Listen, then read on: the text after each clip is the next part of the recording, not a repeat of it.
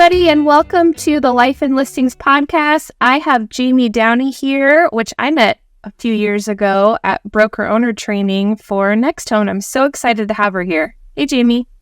Excited to be here. Thank you so much. I appreciate it. Always good to see you, boss lady. Good to see you too. You have so much to share with our audience because I feel like you've kind of been through a lot of it. Like you've got 2 boys that are now teenagers. I can't believe it. And you work with your husband. So let's touch on some of that stuff right there, because that can be some trials and tribulations in building your business. Absolutely. Thank you again for having me. I'm very excited to be here with you. You know, I do work with my husband, and most people, when I say that, are like, I could never do that. But it's, we have built something that is really fun. We are still best friends. We adore each other to this day. We're 20 years married. As you said, we have teenagers, 14 and 12, and they're great humans and haven't given us a lot of trouble yet. So it allows us to focus a little bit more on business maybe. But it definitely required us to figure out how to work at a very high level together. My husband, Bobby Downey, fun Bobby Downey, AKA, is exactly that. Personality-wise, focusing on the things that we're good at and focusing on our strengths allowed us each to have a lane in our business. So Bobby is sort of the front man, and when we were selling real estate together, and I am the executor. I handle everything on the back end. I love details and checklists, and I love negotiating, and I will fight you for $100. So it was a great balance for the two of us, and still is in this new chapter that we're in. How did you define those roles? Did you ever have like an issue where you're stepping on each other's roles or toes, or did you just automatically know where you would fit in the business together? I think a little bit of both. There's always a trial and error period when you're coming together and partnering with anyone, whether it's your spouse, which adds a whole additional layer of emotion and problem solving, if you will, because you have to go home and have dinner together as well. But we are great friends and coming into business together. My husband was a loan officer for 12 years prior to selling real estate. And I begged him all the time to leave that job and come sell real estate with me because he loves it. He loved doing what I did and loved talking to people. And when he finally did, it was just incredible to see him come into himself. And it's just such joy and passion. And he loves helping people. So I knew what he was good at. I knew his strengths and he knew mine, because those translate at home too, right? They translate into everything that we do. Now, it's sort of, I had already been selling real estate for over 10 years at that point, and I didn't mind sort of giving up being in the car with buyers. So that was something that he just loved to do. He could sit in the car and talk to somebody for like 6 hours, and I'm an introvert. So that always became hard for me. But I love, again, the details and the checklists and ensuring everything is communicated properly and professionally, ensuring that everything is done and handled at a really high level to make it an incredible experience for the client. So as a team, we're just yin and yang, just unstoppable together. So yes, we stepped on each other's toes and trying to figure that out a little bit. Yeah. But it didn't take very long. Don't we all? And I mean, you've also been pivoting, quite a bit. I mean, over the last few years, you started out as a top producing agent. You started your Nextone brokerage. Let's talk about how that whole thing evolved, because I think you said earlier you were kind of fighting some of that scaling too. Yes. My husband is a visionary. I'll say that. And again, it's yin and yang. He's a visionary, but anything he has a vision for, I know it's me that really is the builder, the executor of that vision. And again, that's why we've been so successful, because we each have that lane. But Bobby envisioned always a large brokerage full of people, and that's his personality. He loves being around people. He loves pouring into people and helping people. And for me, I also know that there's a deeper layer to that that's what he saw, that I get to come to work every day with all these amazing people that are educated and trained and they have all their licensing, all these kinds of things. And then there's me over here that has to handle all those things. So I didn't want that. I loved selling real estate. I enjoyed it and I was really good at it. And we were great at that team dynamic. And so we left our big box brokerage. We just didn't see the value in the model anymore. We opened our own independent. And we had several people that just liked what we were doing and they wanted to join us. And that was fine because it was small. But as more people decided to do that, we realized we didn't have the tools. We really needed more. So that's Next Home, which has been a business changer, life changer, game changer for everyone in my family. It's wonderful on all the levels. But I still didn't want to scale. I always knew that we were just great at what we did. And no matter what, we had now the support and the tools and the technology and everything that we needed to still be great at what we were doing. As more people wanted to join us, I honestly kind of felt like there's a mindset issue. I'm good at what I do. Now I've been doing this for 20 years, but I still had, why would anybody want to join us that's smarter than me, better than me, sells more than me? And we had people approach us at that level. And I was like, and they would very clearly say, it's because of you, Jayme. And, we want to learn from you. And I was like, it's just this incredibly humbling thing. And it's hard to say. It's hard to say out loud.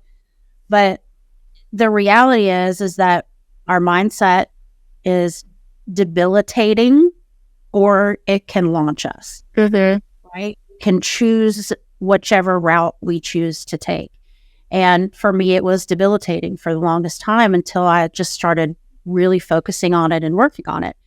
So now, after that sort of shift and bringing some incredible boss lady real estate agents in our firm, and also having a coach like Jim Fischetti who pours into me, and makes me realize that I am capable of so much more. A husband that's the same thing constantly. I've transitioned out of production now, and I'm focused solely on our brokerage. Next Home asked me to be a coach for them nationally. They're launching a coaching program, so we're about a year into it.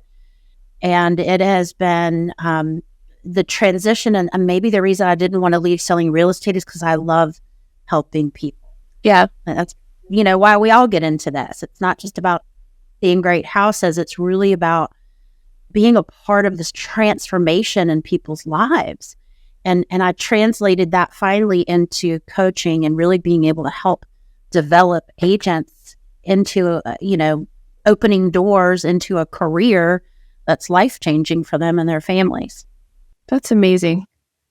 I think, yeah, it's so funny. I feel like you hear that very often, and I'm sure you have when you're like interviewing new agents. I just really like looking at the colors or looking at the houses. I'm like, oh, this isn't a good fit for any of the teams that we manage. Because it really is on a, very deep level. You are really helping people. So did you do something specific to kind of get over that imposter syndrome you were feeling, or did you just have to work through it internally? I did. Oh, yes, is my answer. I had to do all those things. And again, we have to make a choice in our lives. Real estate is a roller coaster, and there's very high highs and very low lows, but there's opportunity in all of it. And you have to be able to find the joy and find the opportunity in absolutely every scenario. I had a life-changing breast cancer diagnosis that it sort of awoke the warrior in me and made me decide that, there's just, what the hell am I afraid of? What am I doing? Shut up. And again, it's because I have amazing people in my life. I've joined groups and communities online or into me. I'm not sitting here doing it on my own at all. Yeah. Mm-hmm. Incredible people that are pouring into me and supporting me. And that's so important in this job and in life and in this time that we're living in. Yeah. Is to have a community of people to support you. But I also decided from that warrior mentality is that every year I'm going to do something, overcome a very big fear. And 2023 was public speaking. I could really stand in front of my own agents in my own office who are my friends, my husband, my people, and sort of present an educational thing. I would get super freaked out. And I said, 2023 is my year. And I was presented with some incredible opportunities that I didn't want to say yes to any of them, but I did. And my sort of hashtag for myself was just do the dang thing. Just do the dang thing. Just do it. Just do the dang thing. And just do the dang thing. Yeah. Right? Like get it. And I did every single one of them. And now, 2024 to me is even notching that up on a larger scale. More public speaking, or what's your 2024 goal? My 2024 is to do kind of I don't want to say like be a keynote speaker, but be the fourth or fifth person before the keynote speaker. I feel like I have a story to tell, and I love training and education in the real estate industry, and it's so needed right now. And I feel like I can help people. So that's my goal for 2024. You absolutely can. I feel like I saw you on multiple stages this year. It was amazing. Then yes. You just have to try, right? Like you can't get over it if you're not going to, you just give it a try. I'm going to totally use that. Just do the dang thing. Just do the dang thing. And I'm going to tell you, I know I sucked at some of those on-stage presence moments, and I was shaking, and honestly, I black out anytime I'm on stage. I remember nothing. I mean, people come up to me and they're like, oh, that story you told about the stripper pole was hilarious. And I was like, what? I'm sorry. But we also unapologetically who we are.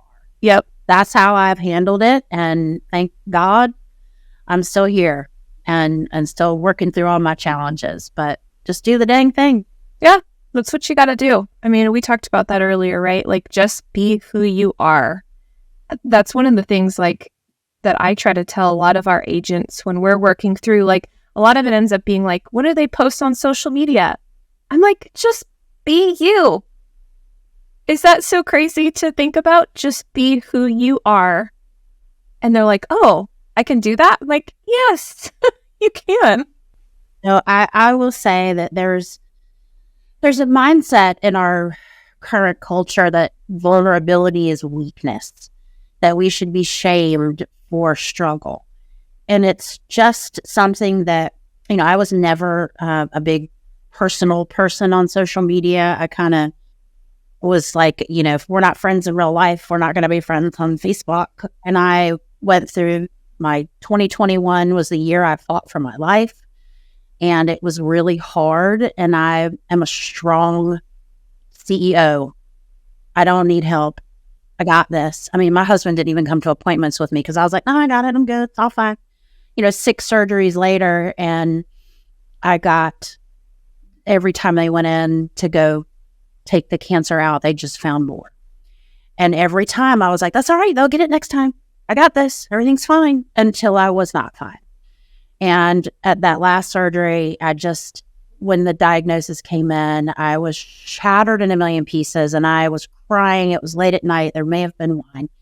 And I went and posted this rant on social media.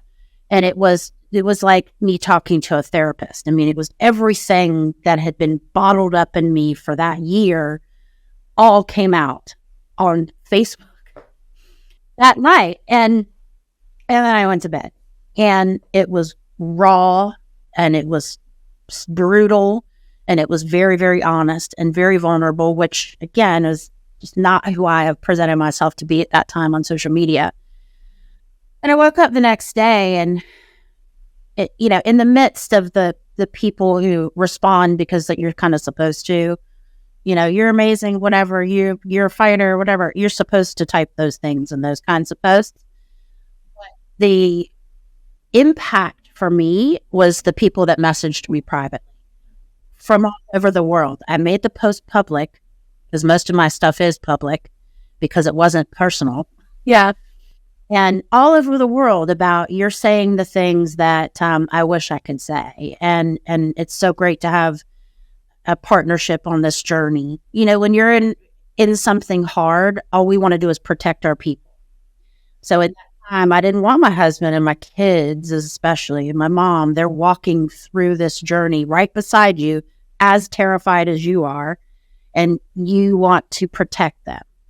And so I never shared how scared as hell I was.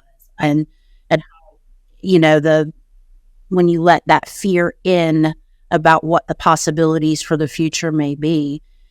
So that connection made me realize that vulnerability is honesty and it's truth.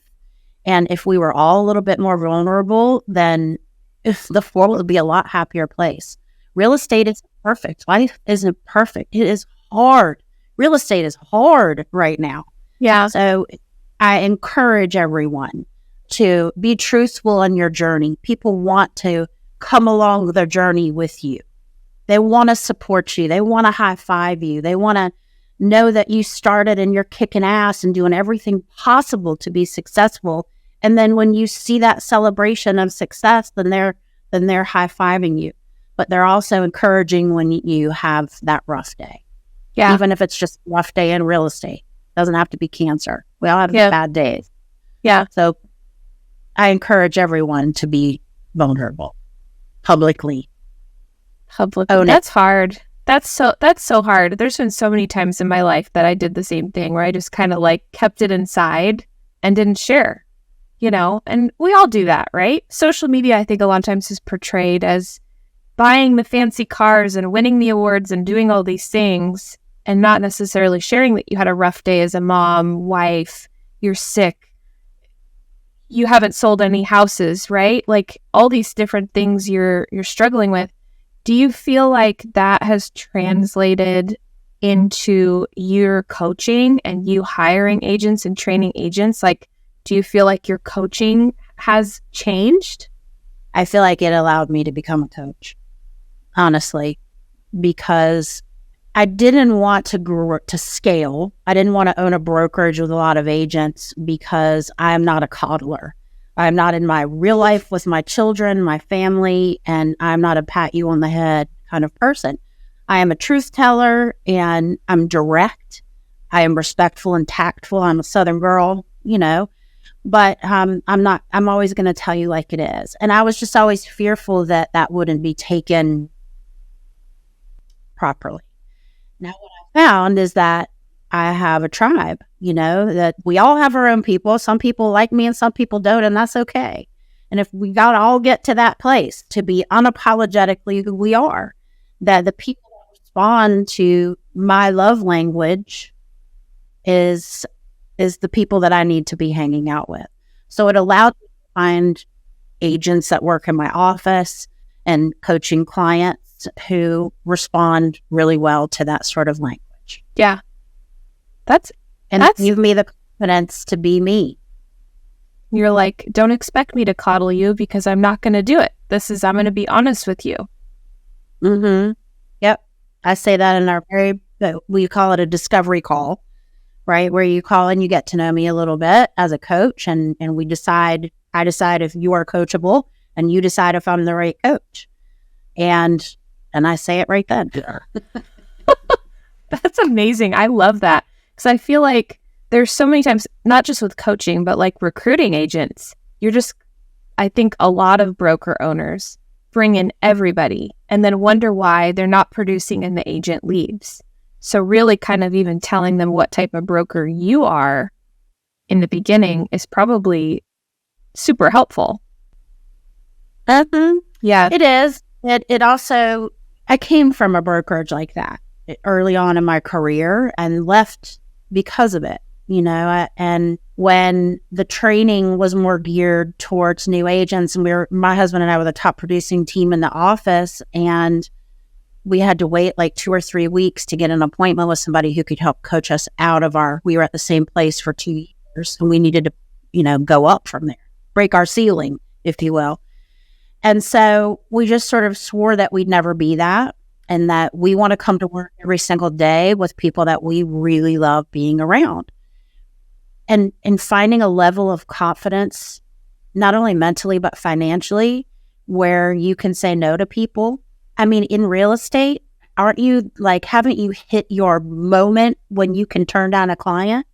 Like, you don't have to accept a buyer or a seller that treats you like crap.